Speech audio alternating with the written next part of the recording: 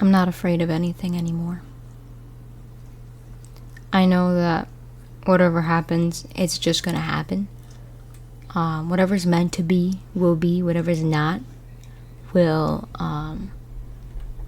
not.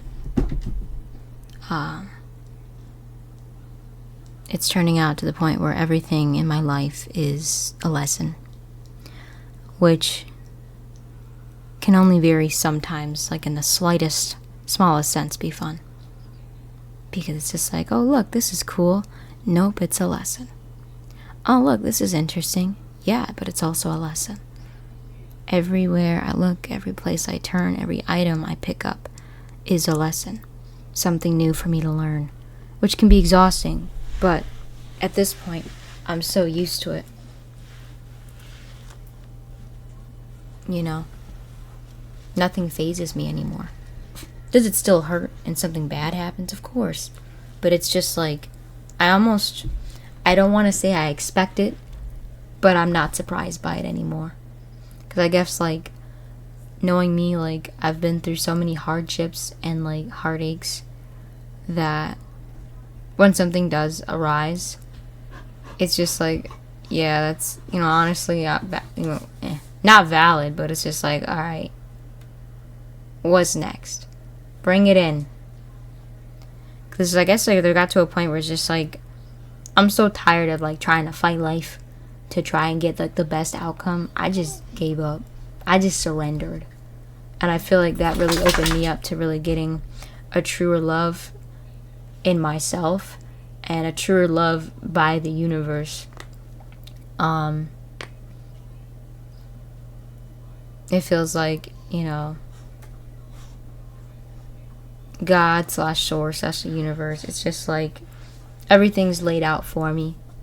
But in my personal journey, in order to achieve things and go through things, everything is met with struggle. Everything is a learning curve.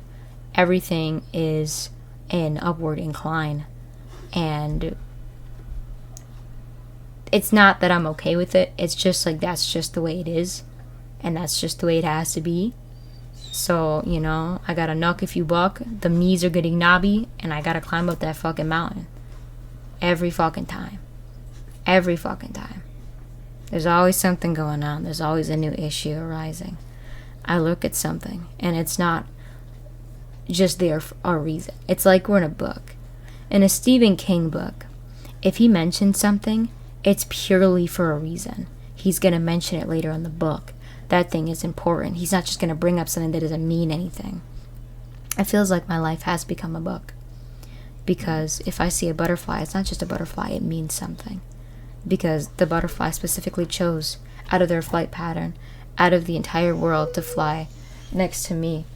To fly in my direction. To fly right in my face. A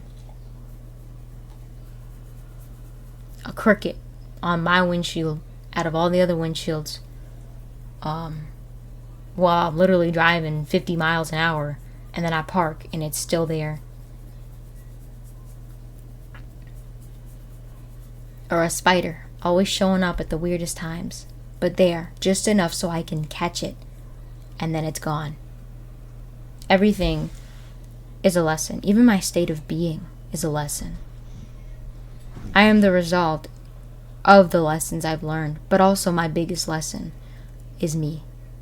Understanding myself has been, I feel like, one of the most exciting challenges out there. There was this one video I've been watching, because I've been, like, compiling my astrological chart so I can understand myself more. I'm also,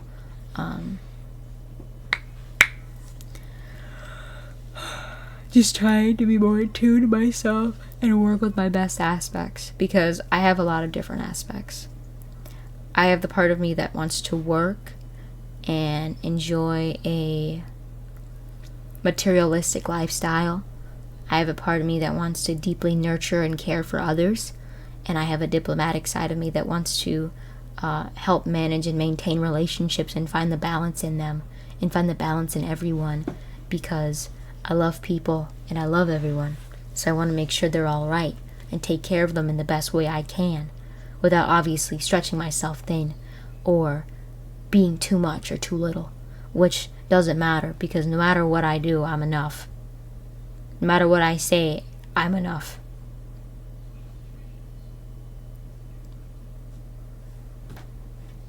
And it's up to me my dog, it's up to me to manage who I'm around and who can see me as enough, who can handle me as enough. Because a lot of people can't. But I appreciate that they try to hold a space for me in their hearts. And a lot of people hold space in my heart. When someone hurts, I hurt. Not really, because like I've been able to separate myself from it. It's a healing point of an empath. Because when you're deeply empathetic, you feel people's emotions that you didn't even know existed. You don't know why you're all anxious all of a sudden. You don't know why you're all sad all of a sudden. It's because someone you've taken part of is sad. I've learned to protect myself from it, but my mind still goes there. It's just like, how can I nurture this person in this moment? How can I take care of them in a way, make them feel seen? How can I make them feel respected and loved? How can I help them to feel balanced if they need the help? Because I don't want to go around and just pick apart people. I'm sure I could. It's just like the analytical mind, specifically set and trained for people and human relationships. It's always working. It's always in my mind. It's just like, this person is doing this, could be a sign of this, could be a sign of that. How could they help themselves in this situation? How could they best grow? Probably through this and probably through that. That's probably their life lesson. And I didn't get this way overnight, because I feel like at my weakest, at my most wounded, I was a people pleaser. I was a shut-in with walls so high and so thick no one could get through. Not even the people closest to me, because I was a monster and I hated everyone, including myself. At my weakest, I was sensitive to everything around me. Everything upset me. I was constantly shifting moods because I could not control myself, because I could not control my environment. And I blended myself so tightly to my environment that everything that shifted upset me. I didn't like change. I didn't like new things. I didn't like new people. That was me at my weakest. Some of those things happened years ago. But I've already said this before. When you have a blockage, when you have a barrier set in your life that's stopping you from getting where you need to go,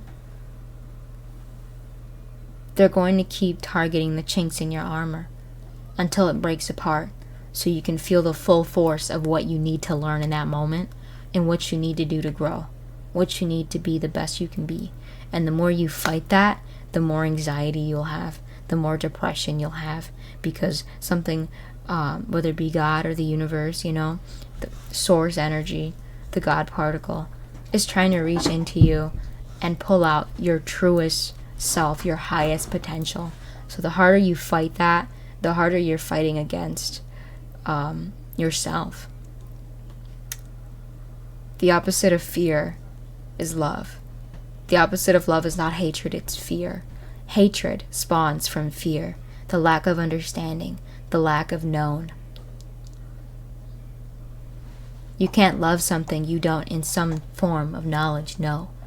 A celebrity, you may not know them personally, but you know their music and how it makes you feel, so you love them, so you can understand them, so you can know them.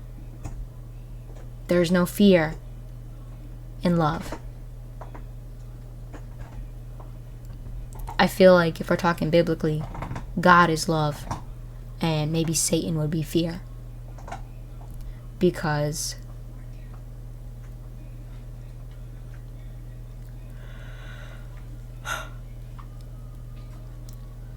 the thing that really drives people apart in this world is fear.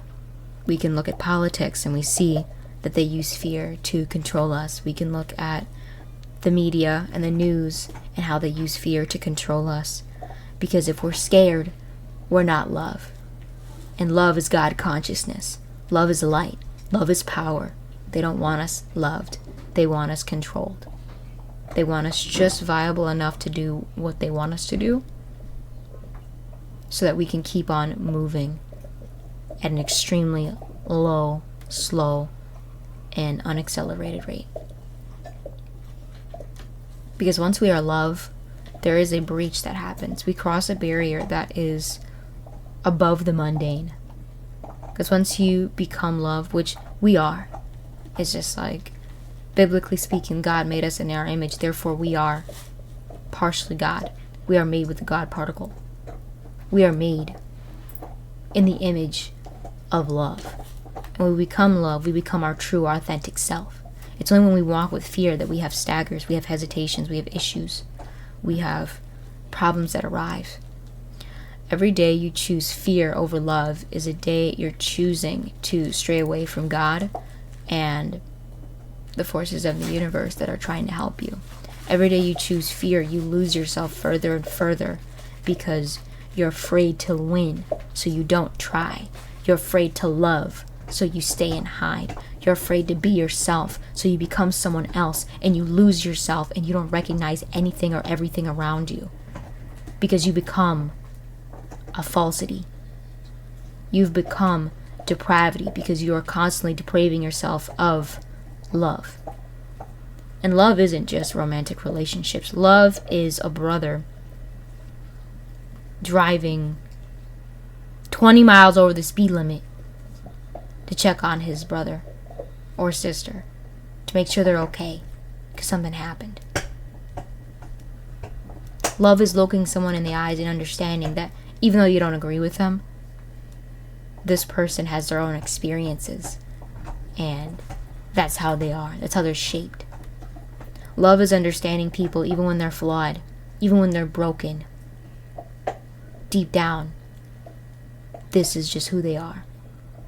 And a lot of people, especially broken people, they don't mean to cause harm, but it still happens. Because when you're hurt, you hurt others. You hurt the people around you and you hurt yourself.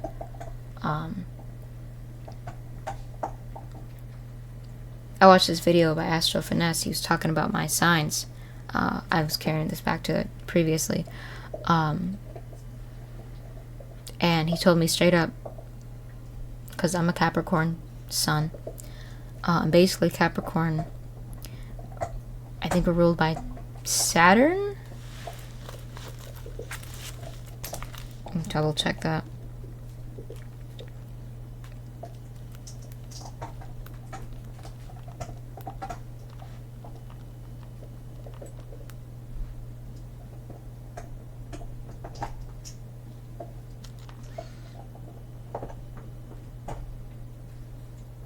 It's deciding not to work today. I've got Wi-Fi, but let's just say Saturn. If it's something else, I mean that planet. Basically, it's supposedly the unluckiest planet. No, I'm not unlucky, but I definitely feel it. And basically, what he said is just like Capricorns look like some of the saddest, most hardest people, like on their face. They look like sad or unhappy. And it's because they're constantly going through different struggles. They're constantly being hit with another thing. And at first I really didn't understand this, but it's just like, even seeing this, like, it kind of reminded me of my Taurus best friend. Where it's just like, every time she thought she was getting ahead, something would come and knock her back. And it's just like, she was getting really tired of being God's strongest soldier. I think Taurus might be ruled by Saturn too, but it's just like, basically, life comes and punches me in the gut so many times. I've got spiritual abs. Not in real life. In real life, I got like a little chubby tummy. Slim, thick queen over here.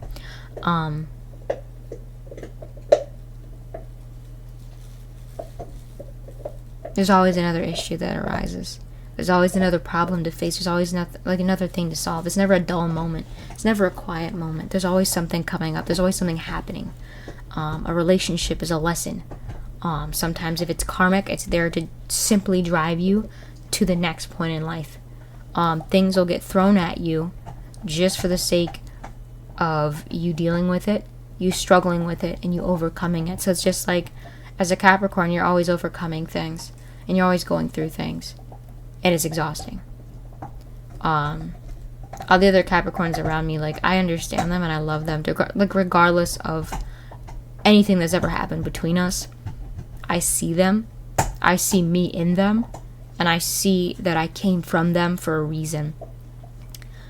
Because this is the path that I chose. This is the path that was chosen for me, personally, by the divine and myself. Before I came down here, we made a contract together. We planned it out. Or, biblically speaking, God told you exactly what you were going to do, and you said, alright, bet. And it happened. Everything that's happening before you, you agreed to it. You agreed to experience these things because they're set in place to make you grow and become the best you can be. Every stressor is pressure to turn you from rock into coal into diamond.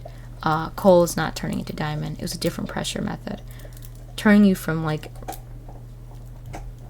into diamond. Pressure into diamond. Turning you into volcanic ash so you can pave the way through the old and make room for the new. Because when there's a fire, it clears away all the dead trees and dead plants and refreshes the soil for new life can come in. So it's just like, I'm so used to life hitting me in the face every fucking day that it bothers me. Like, I still get hurt, I still get affected, I still cry if something makes me sad. But it's just like, after that cry, I get up, I'm like, alright, what's next? Because I know it's not over. It's always going to be coming. And basically with Saturn, they're going to keep throwing challenges at you. They're going to keep testing you every day, every minute. Everything is a lesson. A friendship is a lesson. A relationship is a lesson. And I feel like for Capricorn, it can be exhausting. Because it's just like, oh my God, finally something nice. No. It's a lesson. It could also be something nice, but it's a lesson. So you need to learn it and pay attention or you're going to lose everything. Everything's at stake. But also not. Because the thing was, if you don't get it, it's going to keep hitting you. Like, if you don't get a lesson in your, like, first relationship, they're going to send you, like, basically the same person in a different skin. Like, say you're not in the right mindset. Say you're in a toxic dichotomy between yourself and you, like, sacrifice yourself too much for relationships. If you're not growing, if you're not learning from that, they will send you the exact same bitch or bastard in different clothing. It's the same bitch, but she's blonde now. It's the same dude, but he's, I don't know, Jamaican. Same dude, just different skin. Same woman, just different hair color. Different personality. Same lesson to be learned. They came in your life to challenge you to grow and become your highest, truest potential. And that doesn't feel good. It doesn't feel good to be constantly challenged because it feels like, so can I get a break? I'm tired of this shit. I'm tired of learning constantly. But at the same time, like, really, I'm not. I love learning. I love experiencing new things. I don't like having to experience them through hardship, but I know that if it's not a hardship, I likely won't experience it. Because it takes something to push me to get me to move. Because the Capricorns, we're naturally stubborn. A lot of our earth signs, well, I feel like a lot of different signs, we're stubborn in our own ways. Capricorns are, like, endlessly loyal to the people they care about and the people who prove themselves to them, honestly. Because definitely one of my lessons is love, wanting love, which shouldn't feel like a bad thing, but it's just like, if you're choosing love over yourself, you start to lose everything. It's just like, yeah, we'll give you someone to love, but this person will constantly take from you because you don't know how to stand up for yourself, and you don't know how to say no, and you don't know how to not be codependent with this person. and then your life is drained from underneath your feet.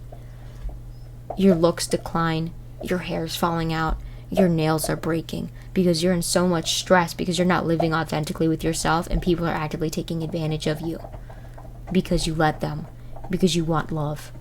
And love does not come from fear, which is another twist, because it's just like you want to be loved, so you try loving, you try caring, you try being there for somebody, and you're only met with disdain, uncomfortability, hatred, uncertainty, which puts you into a deeper and deeper state of fear, and you try to love harder and harder and harder until finally something breaks and you feel nothing. You feel numb. You feel like giving up on everything around you. And it's just like a feeling so horrible as that.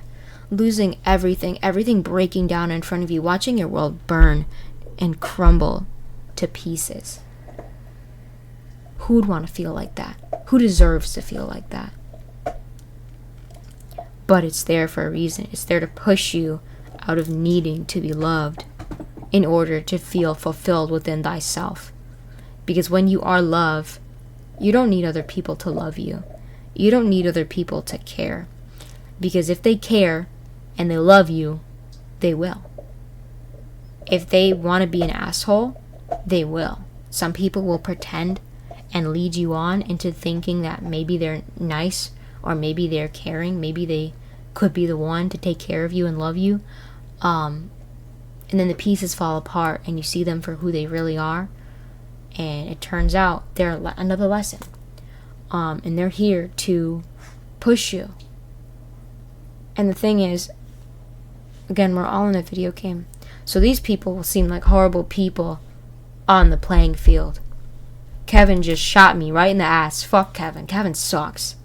But Kevin's just a guy playing with a controller. He's just a guy with a controller. It's his job to shoot you in the butt, for you can get angry at him and you can clap back. Or you could watch your back better so you don't get shot in the ass. It's Kevin's job to shoot you in the butt. Literally sitting down in front of God with a list of stuff he needs to do. God's like, alright, when you get here, you need to shoot Kevin in the butt. When you get here, you're going to start here. You're going to start low. You're going to start negative, because your job is to work your way all the way to the top. And when you do the things I set out for you, you will be rewarded immensely. You will be sent to the throne of kings. You will be taken care of. You will be living lavish. All you got to do is follow my plan, or the plan you and your spirit guides and the universe has set out for you. All you got to do is follow this plan, and it will lead you to what you need. It will lead you to happiness. It will lead you to fulfillment. Sometimes you get lost along the way, because obviously when we touch down, we drop out the battle bus, we don't remember the list, but it's hardwired into us. We chose our parents. We chose our future relationships. We chose everything that's going to go on. Everyone who was brought to us for a reason and a purpose, for the sake of teaching us and helping us learn and grow. Every lesson is a blessing. And it sounds like a pain in the ass, because people can break your heart. People can literally physically hurt you. People can let you down. And it's all for the sake of personal growth. It's all for the sake of you becoming stronger and more resilient and closer and closer to the person you are meant to be in this life. And I feel like it's only when you feel like, oh wow, I've done so much, I'm so healed, that I feel like the universe, God, they like chuckle a little bit and they're like, try this on for size, kid. And they sent you a new lesson, a bigger lesson that'll test previous lessons.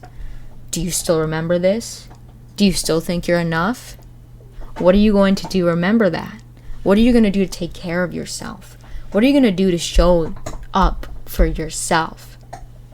Instead of crumbling and falling back into old comfortabilities for the sake of comfort and stability. Instead of change for growth. Instead of striving for better. And it's the people who are the most negative and full of fear that are unwilling to try. They're unwilling to do better for themselves. And that sparks hatred. That sparks jealousy. That sparks financial crisis. That sparks lack mindset. How dare this person have more than me because I can't have it. You can have it. You just need to get up and go and start following that list, because you got achievements to unlock and you're sitting on your ass doing nothing, feeling sorry for yourself, wishing things could have been different because you're 70 years old. It's not too late to fill out that checklist. You are exactly where you're meant to be right now at this moment. You've went through all this stuff. You've accomplished so much. It may not feel like anything. Okay? And the Prince of Egypt, one of my favorite songs was Look at Your Life Through Heaven's Eyes. A lot of the things that we do feel so insignificant, but really, we got a whole team watching us, cheering us on. They see that we overcome paradigms. They see that we overcome toxic relationships, and they're cheering us on. Because we are doing things that to the people behind us, the people who raised us, the people who raised them, were impossible. We're learning things that no one else learned before us. We're teaching the older generation how to love themselves. We're teaching them technology. We're teaching them the power of the earth and why we should protect it. We're teaching them to love themselves. We're leading by example. Some of the youngest people I know are more refined and more adept than the older generation. They're coming here to lead the torch. They're coming here to set a precipice. They're coming here to help us ascend, all of us, grow, get better, reach our potential, and really start doing good for this world and the people around us. It took thousands of people for you to be here in this moment. That's a lot of cosmic energy. That's a lot of stardust. We are the God particle. We are stardust. We are energy. It took a lot of energy to make you and shape you for exactly what you needed to be, to fill your exact cause. If you're an Aquarius, you're for the people. You want to take care and uplift them. If you're a Capricorn, you want to take care of the people closest to you and also take care of yourself. You want to raise a strong family foundation. You want to be there. You want to be present. And you want to enjoy life and take pride in that. If you're a Libra, you're set out to find the balance in life and the balance in all your relationships. You are the diplomatic leader that helps set dichotomies apart, helps heal paradigms, help understand and help other people understand themselves, because you have been raised to pay attention to every single thing. When someone's mind shifts, when someone acts differently, you see it, you pay attention, you understand exactly why they do this, why people pull away, why people come closer, why people do what they do, because you were in an environment where you had to study that in order to survive. You had to learn how to be the mediator in order to have peace in your house, because in order to feel safe, you had to do that. Cancer.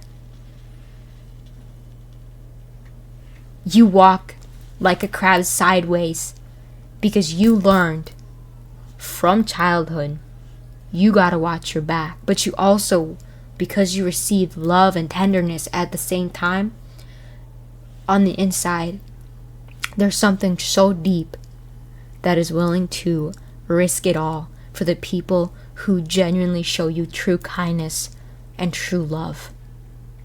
For those people, you will snap your claws at anything that gets in their way. You will step in front of them and let the things that were going to hit their soft body hit your strong, hardened shell. Because what you went through made you stronger. It gave you that shell. You molted and became harder. Your insides are still soft. Not everyone gets to see that from you. But your hardened exterior was built from the ground up from every life experience you've ever had in your entire life. Every struggle, every heartbreak, every precipice. Everything shaped you to be who you are now. And it's not a weakness. It's not a weakness that you don't trust people easily. It's not a weakness that you have to pick them apart in order to feel safe. It's not a weakness that you want to heal those around you that you love and care about. It's not a weakness that you want to find and balance the scales for others because you love them. You want them to be balanced because balance means healthy, means happy, means love over fear. In the midst of the struggle, in the middle of the fire, is where people really light up and start taking charge.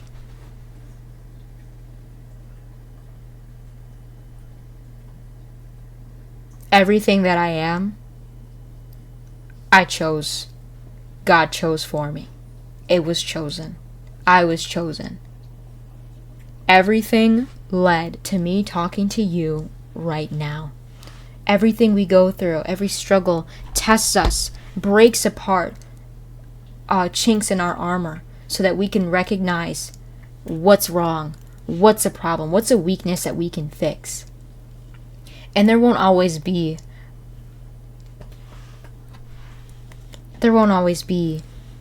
a way to fix our weakness. But we can understand what our weaknesses are, and those weaknesses can become strengths. Libra. A wounded Libra is a people pleaser.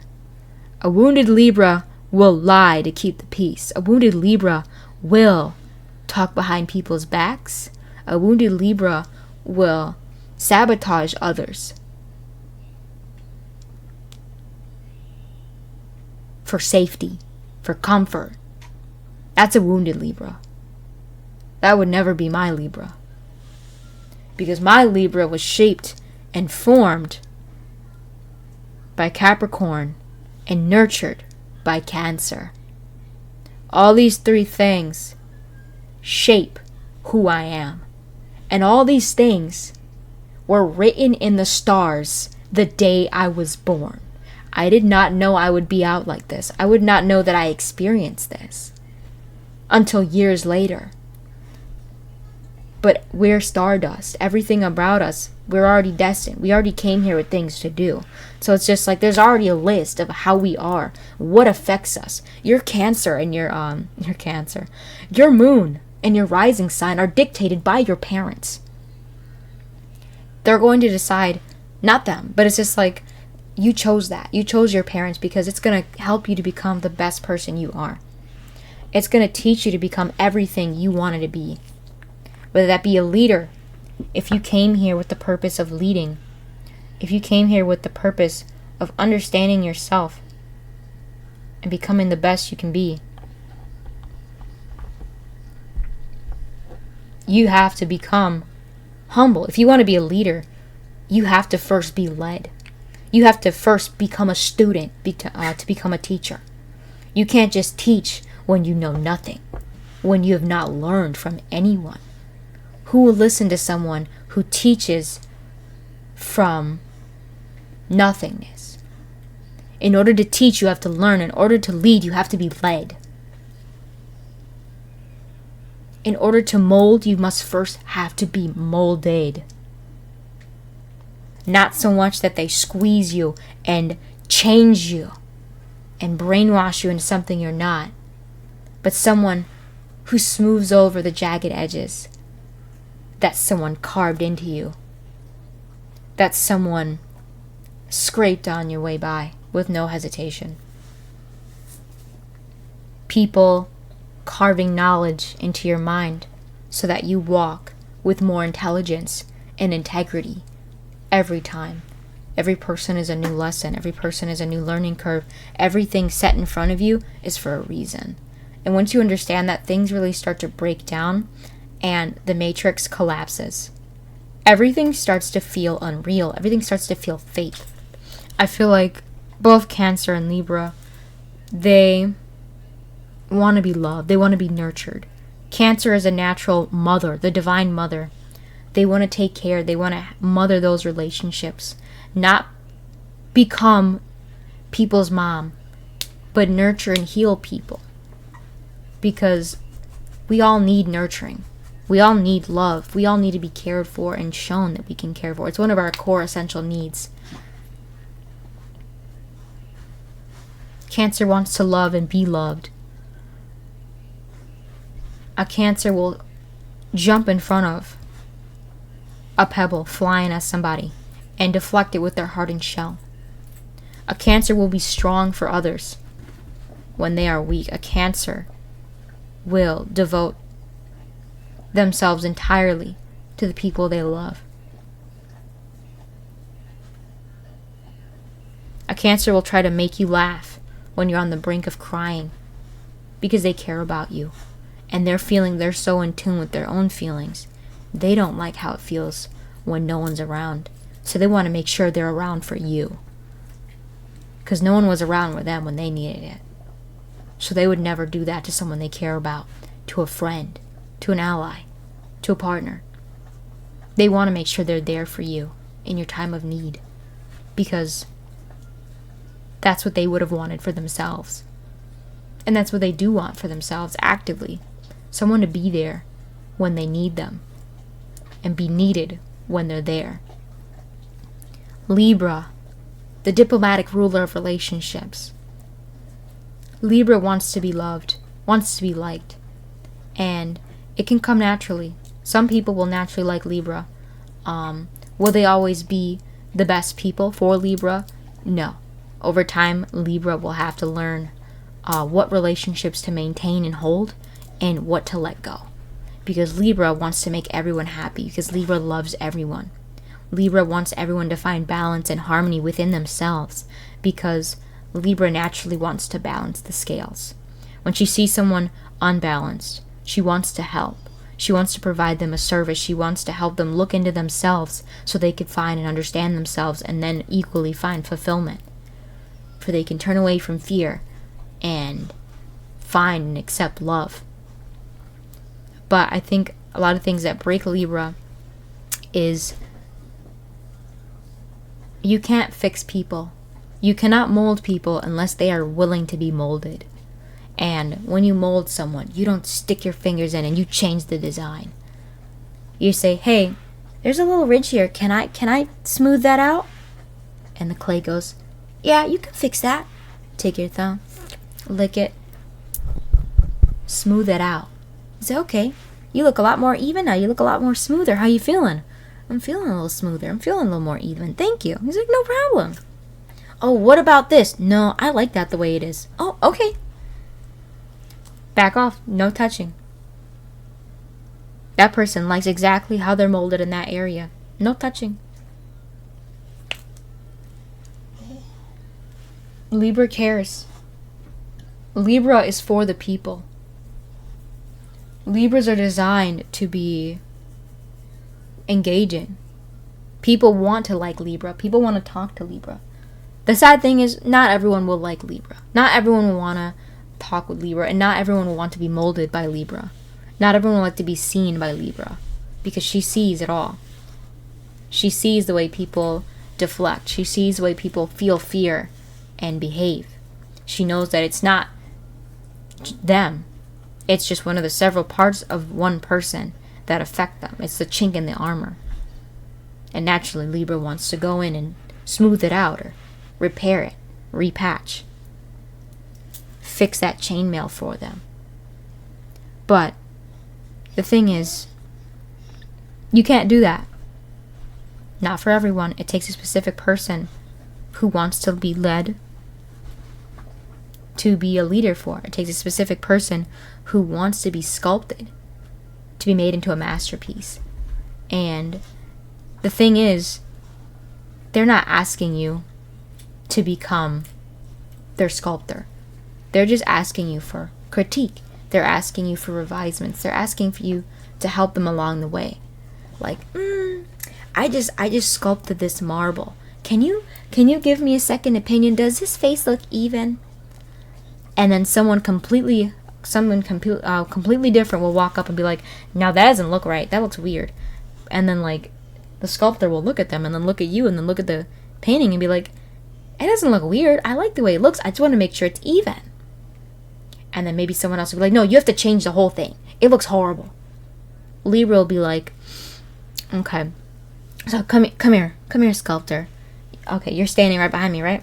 Okay, so looking ahead, we can see that the eye is slightly lower than where the bridge of the nose should be. And he's like, oh, you're right. I see that. But it's already done. How can I fix it? He's like, I don't know what I can do. Libra's like, do you want my help or do you want my advice?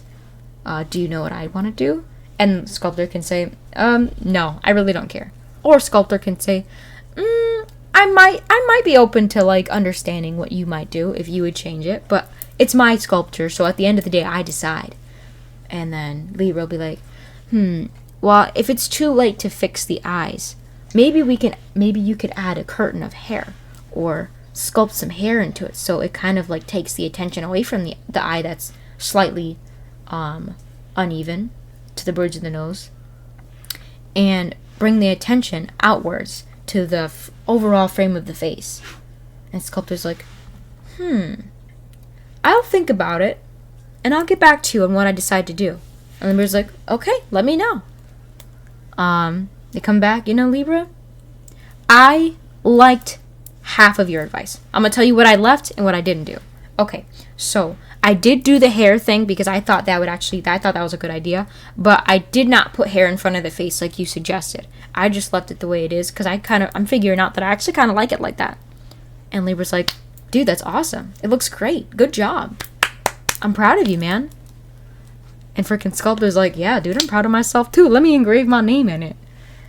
Hell yeah. And Libra doesn't engrave her name in that sculpture. That's not her sculpture. She just pointed it out and she helped because she's a helper. That's what she's put on this planet to do. She's here to help. She's here for people to see themselves, to understand themselves. She's here to balance the scales. She's here to love people. Because she does. She loves people. She's ruled by Venus, which is love. She wants to love others. She wants to be there for others. And she does. By choosing herself, she chooses to be there for other people. Because she knows that people need her, and that's why she's here on this planet. She's here because she is needed.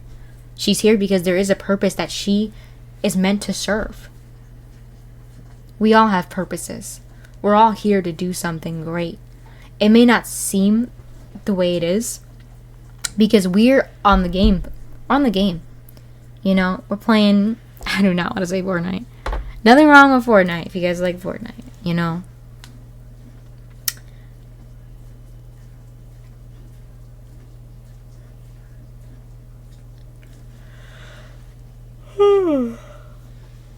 What we playing, gang? Fuck it, I'll just say Fortnite. We'll just do Fortnite as an example. We just get off the battle bus. We don't see what's going on in Tomato Town. We're in Loot Lake. I don't know the new seasons. I just know like the old seasons from we're in Loot Lake. We don't know what the fuck's going on in Tomato Town, and we don't know how our immediate actions affect others. Someone could be watching us from the bushes, crouched in a bush, or they got that bush suit, that little bush suit, that disguise.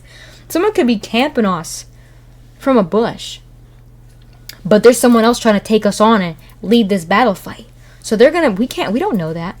They're watching, or it could be a teammate. It's just like, bro, like where the fuck has Jerry been all game? Like he landed on the other side of the map, but Jerry in the bushes. This is not a realistic game because Jerry would still be across the map if this was a realistic Fortnite game, but it's not. We're playing. We're playing.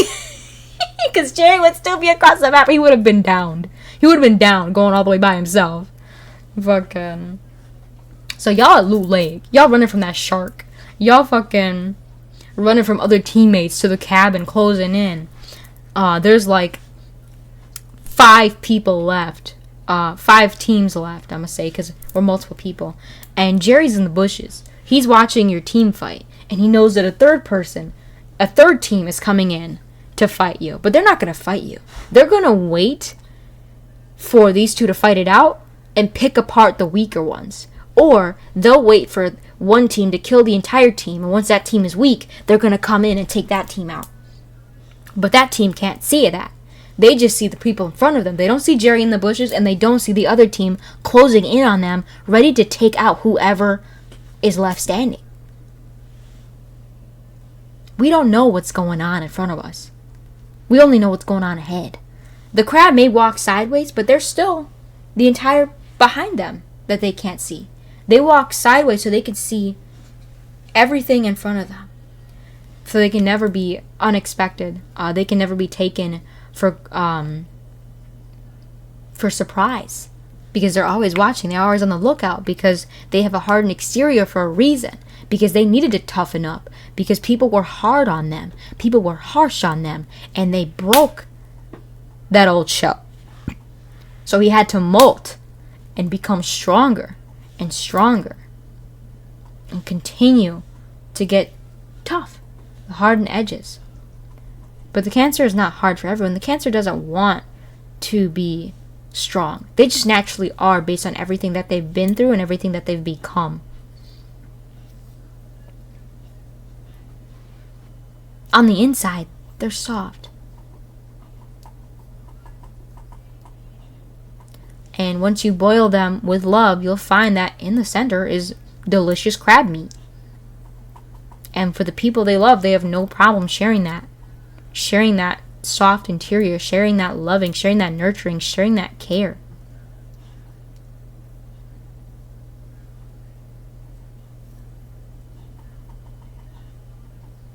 When you love so hard, you get hurt a lot. People disappoint you. People take advantage of you. You attract narcissists or people likely with some level of attachment issues. Not all the time, but a lot of times it's just like when people are very open and very caring, it attracts people who want to be taken care of. And not just in the they want someone to take advantage of. They want someone they can pick on and will still love them. Weak Cancer and weak Libra, they're trying to help people, they're trying to fix people. It's not your job to fix people, but it is your job to see the balance in everything. It is your job to go up and say, your shoe's untied, you might trip. A Cancer might do that too because they care, but then again they might not, because they have a hardened exterior and they don't want to just talk to just anybody.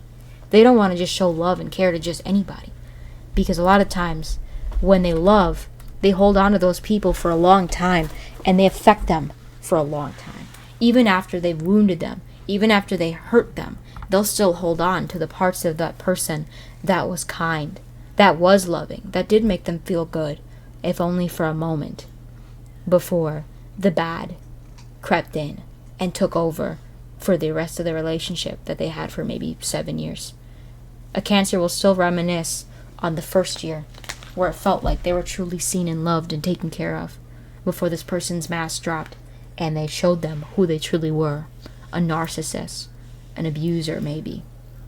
Someone who wanted someone to look after them and love them unconditionally regardless of their bad behaviors. That's one of the reasons why I don't believe in unconditional love. It does still exist sometimes. But love has conditions. You can't push someone to the breaking point and expect them to love you. You can't. It depends though. Because obviously when someone's weak, they don't know no better. If you kick a dog might still love you because it doesn't know anything else. If you kick a human that's unhealed, that's new, it might not understand. You can kick it and then give it some flowers later and be like, oh, they do love me. Everything's okay. I don't feel good. I'm in constant anxiety. I'm losing hair from stress. But he loves me. He got me flowers. He bought me a purse. Even though he hits me and he talks bad to our kids.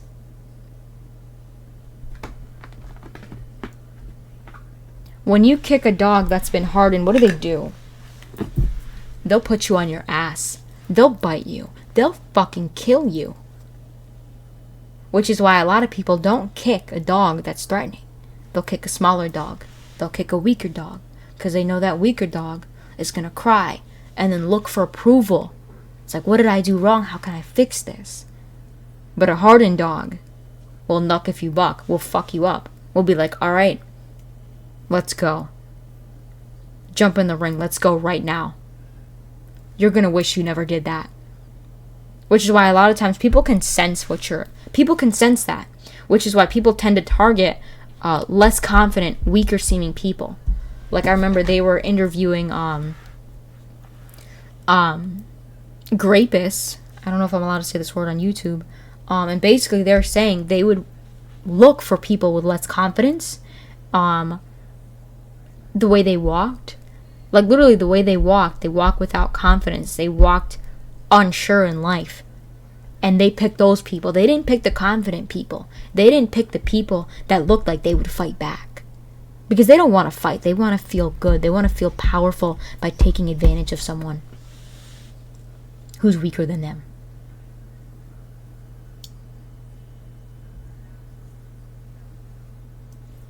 If you kick a hardened dog, a seasoned dog, it will attack you. Because it recognizes you're threatening them and you are a threat, therefore you need to be eradicated in order for them to feel safe. A hardened dog will kick you out of its life if you so much as look at them wrong. A hardened dog will fight viciously to protect the people around them that do care, that do feed and nurture it. A seasoned dog will never let the people around them come to harm while they're around. But in order for that dog to become so hardened, it had to deal with hardships. Maybe it was in the pound. Maybe it was used for dog fights. Maybe it was kicked out by people. Left to fend for themselves. Or maybe it's never known love until later in life. It just knows that it needs to protect itself. And then finally, someone comes along and gives this dog a bone. And the dog isn't immediately loving this person or warming up to this person. This dog is hungry. A need is met. And for a second, the dog looks at the person like, I'd still hurt you if you hurt me. I don't know if you're going to hurt me or not. I'm scared you will. So don't come too close, because I'll attack you if I remotely think you're going to hurt me. Because I don't want to be hurt again. Because I don't like getting hurt. And then over time, this person takes them into the car, and they're driving, and they take them into the home, and they get to meet other dogs. Obviously, those dogs are behind gates, and they're like, there's other people here that are like me. Maybe I can be safe here, but I don't know. Those people, those dogs, could be mean dogs. But over time, the dogs come up and like, hey, my name's Dewey. What's your name? Kevin. They're like, hi Kevin, I'm Dewey. It's nice to meet you. You want to play fetch? No. Stay away from me. Okay, I'm gonna go play fetch with Tommy. You can play if you want. Like a little dog. And then over time, after watching, it's just like, tail starts wagging. I like watching Dewey play with Tommy. They're playing this game where they're throwing the ball, and Dewey goes and catches it and then brings it back to Tommy. Tommy's Amanda's wife. And Amanda drove the car to this new place that I'm at with Dewey and two other dogs. I don't see them too much because they're upstairs. Little dogs. And then a cat, I think, I seen. One day, he gets up and he goes to play fetch with them. He's starting to let his walls down. He's starting to let his guard down, and he's letting himself be part of this new pack. Dewey's more than ecstatic to see Kevin playing fetch with Tommy.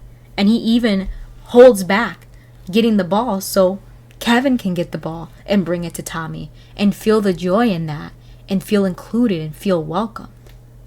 Because Dewey didn't know the hardships Kevin went through, but Dewey knows love, and he sees that Kevin deserves love too and wants Kevin to feel loved and feel a part of the group. Because Dewey was included.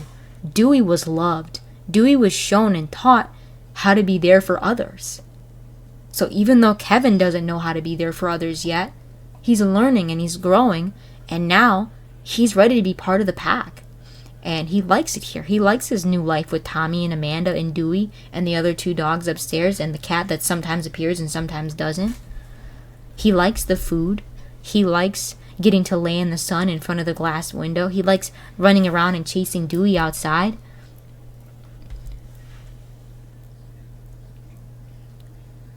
But it took a lot.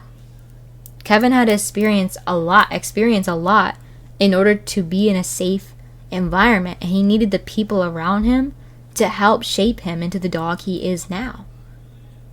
Because before, all he knew was uncertainty, all he knew was unsafety, and that caused him to be fearful or aggressive.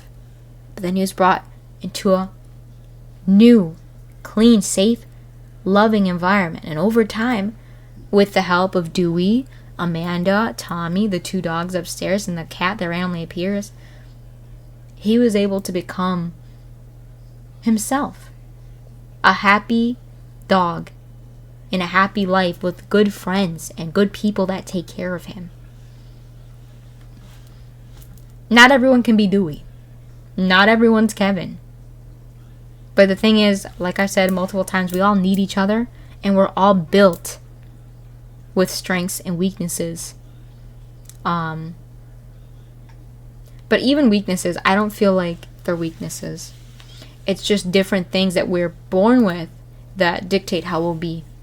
Someone being very defensive could be seen as, or someone quick to anger could be seen as a weakness. But it's also a strength, because there's so much power in anger when it's utilized and transmutated properly. You need to defend someone, that burst of anger could save you and your friend's life. Someone hits your friend and you go and whap that bitch out. No one's going to complain at that burst of anger, because that was a completely justified response. And you can run up and get done up. You can knock if you buck. So, we're all here for each other. Everything we do, even the people who seem like enemies, we're all here to help each other. Like, I know my high school bullies. They made me into a great person. Will I ever meet them? Will I ever thank them? Hell nah. But they made me into the person I am. Everyone around me, my mom, my dad, cousin twice removed, people on the street I'd never met a second time that maybe said something or complimented me or called me a stupid name, like you're ugly or you're fat. I don't think I've gotten that one. But it's just like, you're ugly, you're stupid. Look at that hair, that's weird. And it shapes you. Because it's just like, this motherfucker. Or you could be like, oh my god, what's wrong with my hair? You go home, Libra, is there something wrong with my hair? You look gorgeous. What's wrong? Well, they said there's something wrong with my hair. Well, they probably are unhappy with themselves, so fuck what they think. You look gorgeous. Run that shit, bitch. Yeah, you know what? I think I will.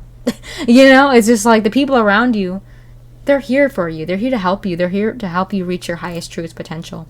So, if you feel like you gotta do it all on your own, you gotta do everything, you're wrong, and you're holding yourself back. Because the further you run from people, the further you run from relationships, the further you run from friends or potential friends, maybe you're afraid of making friends so you don't try, you're holding back. But at the same time, you don't have to try. Those people will come to you regardless, because it's meant to happen. So you won't be looking for love, and then all of a sudden you stumble upon it, and it's just like, whoa, Where did this random treasure chest of golden doubloons come from? I don't see anybody's name on it, so... 2 gold doubloons! Plastic! Like, you pick that shit up, you're like... Must be the way that you take that shit home. You're like, wow, look at these golden doubloons. These shit's nice. I'm gonna polish these doubloons.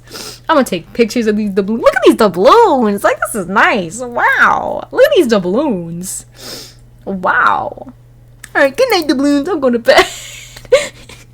Fucking kisses the little pile of gold goodnight. Bye. Bye, doubloons. Like, oh my god, look at these doubloons. Oh my goodness. You may not have been looking for a strong friendship.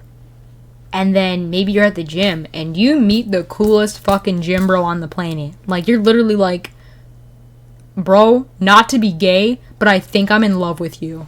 And bro's like, no, dude, same, bro. Bro, like, I want your biceps. No, dude, I want your fucking chest, bro. Like you're looking at each other, up and down. It's like, bro, okay, Puff Daddy, did I see your abs grow thrice in size? Oh, you noticed? Sheesh, but look at those shoulders. Ooh, damn. It's just like, without having to look, without having to search, it's gonna come to you. And when you find these people, hold on to them, take care of them, as long as they're not fucking you up and treating you like shit. Take care of them, love them, because God put them in place for you. The universe, they put them in place for you to learn and grow. And just like you kicking it with, I don't know, Brian, Landon, Steve, there's gonna be fucking Zach in the back hitting the lunk alarm because y'all getting too cool with it. Hitting the fucking lunk alarm because y'all drinking too much water because y'all pump from the creatine.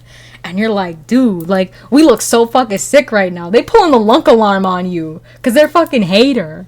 But even that is just like, bro, this gym is whack. You want to go to another gym? Yeah, fuck this place. And you both go to another gym and meet more friends. And you're all complimenting each other and flexing with each other. And you're like showing off each other's muscles. And you're like hyping each other up. And it's a great time. Everything happens for a reason. So even when hardships arise, know that this is just another era. This is just another sunset for a new sun can rise with you being your better, most higher, most potential self. Thank you for watching. My name has been Sleepy Cat, and I will see you guys in the next video.